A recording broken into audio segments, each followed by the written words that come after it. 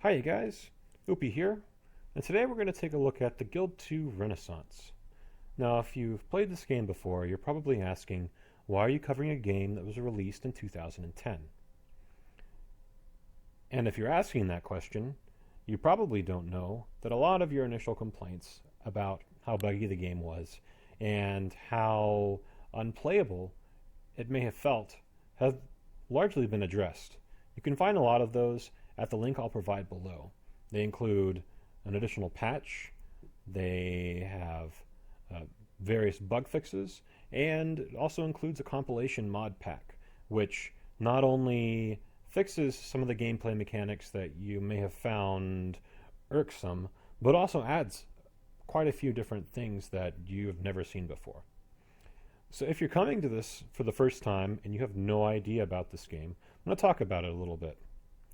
The best way to describe it is going to be a real-time medieval economic simulator with RPG elements. In the game, you can collect or buy materials, you can manufacture those materials into goods that you can use or sell in the marketplace. The RPG elements come in the way that you gain experience. You gain experience by working in the businesses you own, by interacting with other people, or by using the items that you have manufactured for yourself. You can use that experience to level up your character however you see fit. There is a wide range of different character attributes that you can level up. You can marry, you can have kids, you can send your kids to school so that they start off with better stats once they reach adulthood, or you can just say, no, I'm not going to send them to school. Maybe you don't have enough money, maybe you just don't like them. Who knows? You can also apply for political office, which unlocks a whole nother kind of gameplay. You have various actions that are available to you based on the office that you hold, and depending on how long you hold that office depends on how long you have those actions available to you. So to gain political office, you're going to need to plot, scheme, bribe, and murder your way to the top. But with all of these mod packs and with all of these bug fixes, you're going to have to be a lot more careful about how you go about this. And not only in how you maneuver politically, but also if you happen to be a specific character class, such as the rogue. You need to be careful about how you go about plotting and scheming, because you might just lose your head in the process. And that's not a joke. If you've never played this game before, you can lose your head, literally. They'll take you to the guillotine and they'll cut your head off. Anyway, moving on. Speaking of politics, you can not only become the mayor of a town, but if you play your cards right, earn enough money, you can become a king or a queen. And with one of the mods that was included in the mod pack that I'll provide a link to below, you could also become an emperor or an empress.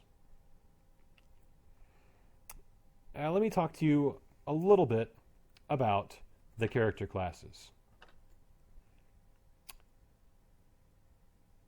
So there's several different maps that you can choose from that have been included in the mod pack that are not in the initial vanilla release of this game. I'm just going to choose the Hansa map for now. All right, let's take a look real quick. We have the patron class, and each one of these different classes has a different attire, and the color of your attire is based entirely upon the family shield that you chose on the page before this. So, again, looking at the patron, a patron is going to be the person that supplies food to the town. So you can be, this isn't everything, but you can be an innkeeper, you can be a farmer, or a baker. And I'll go in depth into each of these classes in another video. Next, we have the craftsman.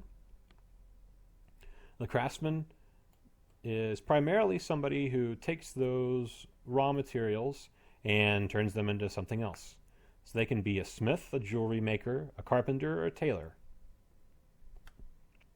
The scholar is a more interesting character. They're more inclined to the political realm just based on the stats that they are geared to leveling up. But they can be a priest, an alchemist, a doctor. And then there's also a few others. Again, remember, these are not the only branches to these classes. And then finally we have the rogue. Now, if you played this game at the vanilla release, you'll know that the rogue was an extremely easy class to play as. You just went around and stole things, and you murdered people you didn't like that were out to get you, and everything was peachy.